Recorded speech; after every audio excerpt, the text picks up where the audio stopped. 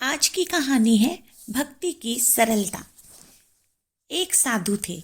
उनका ना कोई आश्रम था, ना धर्मशाला और ना कोई ठिकाना। जहाँ पर भी रात हो जाती थी वो वहीं पर ठहर जाते और भिक्षा से जो मिलता भगवान का भोग लगाते।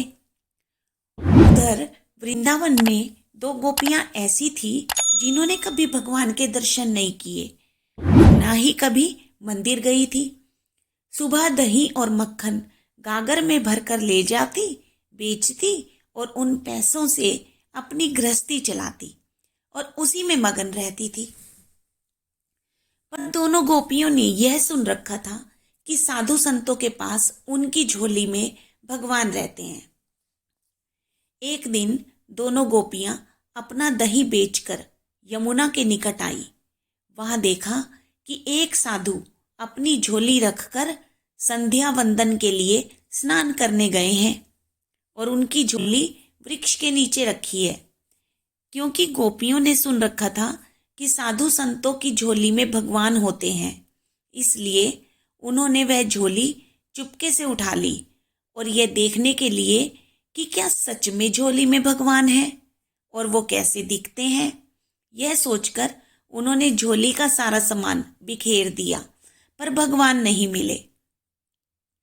तभी उनकी नजर एक डिब्बे पर पड़ी। डिब्बा खोला तो देखा कि लड्डू गोपाल डिब्बे में बंद हैं। एक सखी बोली, यही है भगवान। दूसरी बोली, कितने निर्दयी होते हैं ये सन्यासी, भगवान को बंद करके रखा है। अब उन दोनों ने क्या किया, लड्डू गोपाल को उठाया और बोली, भगवान जी अब आप परेशान ना हो, अपने हाथ पैर सीधे कर लो और आप तो भूखे भी होंगे, हम आपको दही खिलाते हैं। दोनों ने भगवान की मूर्ति को सीधा करना शुरू किया।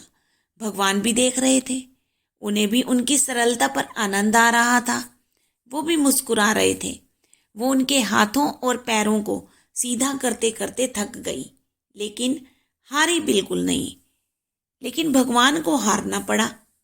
लड्डू गोपाल की मूर्ति सीधी हो गई और भगवान सीधे खड़े हो गए। दोनों ने भगवान को नहलाया और दही खिलाई। फिर कहने लगी, अब लेट जाओ और आराम कर लो। अब वे सीधी मूर्ति डिब्बे में नहीं जा रही थी। तभी वो महात्मा जी आ गए और वो दोनों डरकर वहां से भाग गई। महात्मा जी ने सोचा कुछ लेकर भागी हैं। वह उनके पीछे दौड़े, लेकिन उन तक पहुंच नहीं पाए। जब वो लौटकर अपनी झोली के पास आए तो हैरान ही रह गए। भगवान लड्डू गोपाल खड़े हंस रहे थे। महात्मा सारी बात समझ गए। वे भगवान के चरणों में गिरकर रोने लगे।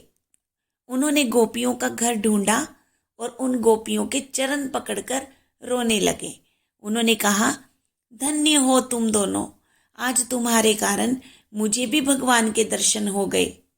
सारा जीवन भगवान को संग लिए घूमता रहा, लेकिन कभी सरल नहीं बन पाया। इस कथा का भाव है कि नवधा भक्ति में सरल भक्ति महत्वपूर्ण है। भगवान सरलता भाव पर ही रीझते हैं। हम जीवन में सरलता नहीं ला पाते, यही हमारी विडंबना है। जय श्री कृष्ण, जय श्री राधे।